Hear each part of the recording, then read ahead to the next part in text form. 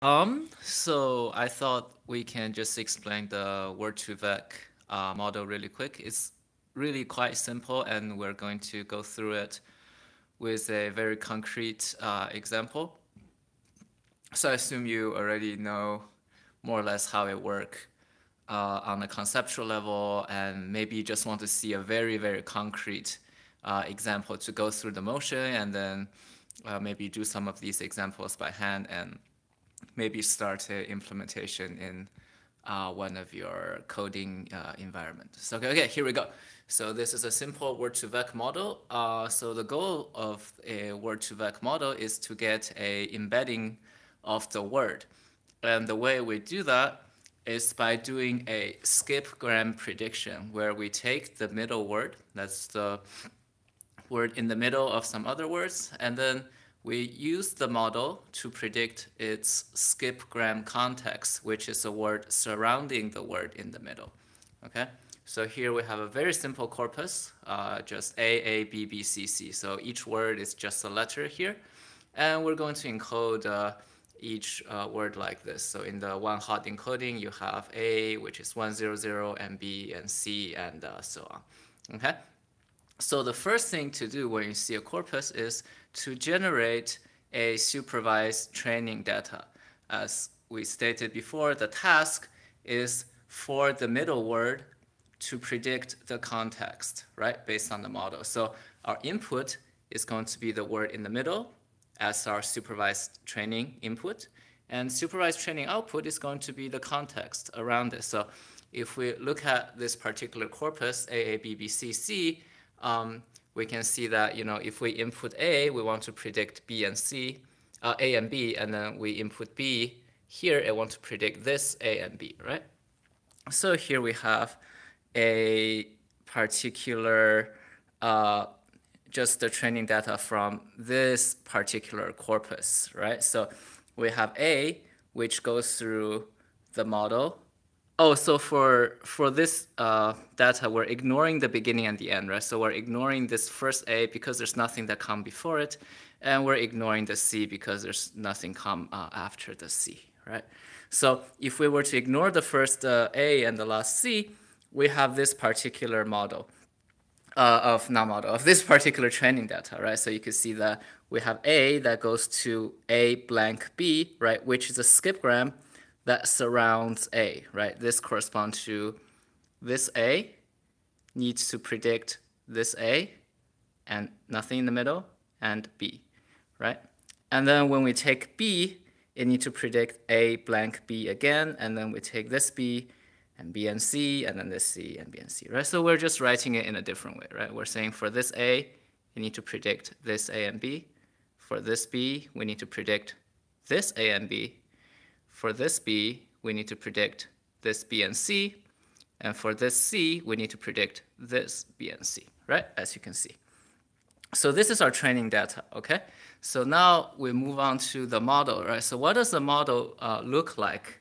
Well, in particular, this model kind of look like a autoencoder in some sense. Not really autoencoder, but what you want to do is you take the word in the middle, MW, which I say it's middle word, and then you go through a matrix which will try to compress this word from, so for now we're trying to compress it into 2-dimension from a 3-dimensional word. And so this matrix, oh my God, I gotta get rid of the chat. I don't know how to hide it. Oh, there we go. Okay. All right. So what you want to do is you have a matrix which is of dimension 3 times 2. What it does is it'll take a input vector of size 3 and compress it into a vector of size 2. And so this is our embedding. And after this word has been embedded, we're going to use 2 matrices to unembed or to decode the embedded vector out. And so these are the 2 matrices. One is the previous matrices and one is a post. So the previous one will decode the word before the middle word, and the post will decode the word after. So they're actually, if we're considering skip gram of 3 words, right, which is a word in the middle and the two things surrounding it there, in this simplified model, we actually have three matrices, right? So we have this one that compress it, and then we have two that decompress it. And the decompression and the compression all work over the embedded layer in the middle, right? So once you decompress these two words, so this is a previous word, you're going to get a vector of dimension 3, and you decompress the word afterward, the post word, you get a vector of dimension 3, and then we pass these vectors through a softmax, and then we get the probability of the previous word. And this one, we get the probability of the word afterward, the post word, right? So once we run it through the model, we can say, given a word in the middle, what's the conditional probability of the previous word? And what's the conditional probability of the word that come afterward? Okay? So now for a very concrete example, we're going to imagine we randomly initialize some weights for these matrices, right? So we have embed, we have prev and post. And so these dimensions are, again, we have 3 by 2, 2 by 3, and 2 by 3. So I just wrote them like this, okay? And what we're going to do is we're going to run an actual piece of data through these kind of weights in this model. And the data we've chosen is A in the middle, and A for the previous word, and B for the post word, which is actually the first piece of data that we have, right? So we have A input, and then we have these A skip B as the output, right? So we're trying to predict A blank B from the A input, right? So the middle word is A, it's encoded as 1, 0, 0. The word before is also A, which is 1, 0, 0. And the word afterward is B, which is 0, 1, 0, right? So we have all these weights. So let's see what will happen, right?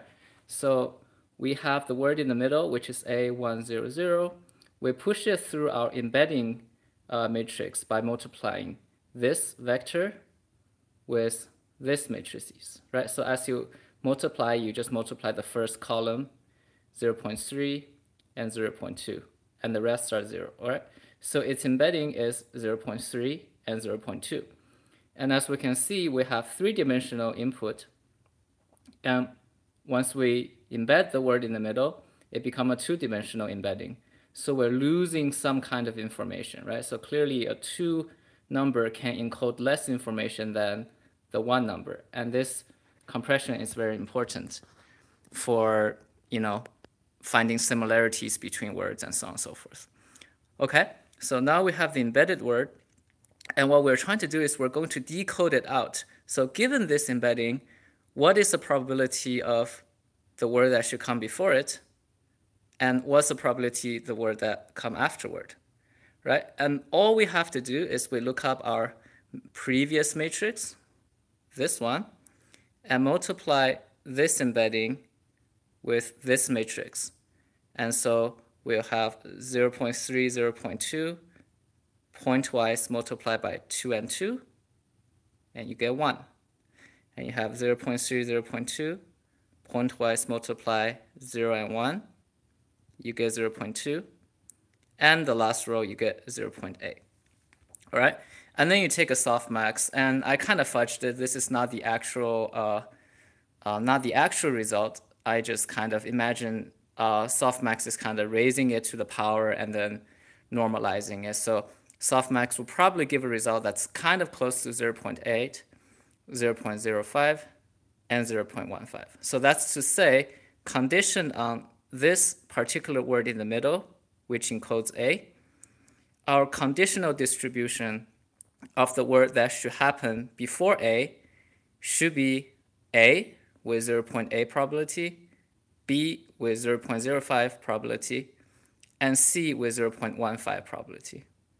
Okay? And so similarly, we can compute the conditional probability of the word that come afterward, which is the same thing. You just multiply the embedded word in the middle with this matrix. And if I did my math right, you get 0.2 and 1 and 0.3. And so once you take a softmax, again, this is not exact, but I imagine the answer should be something along the line of a small number and a big number and a small number.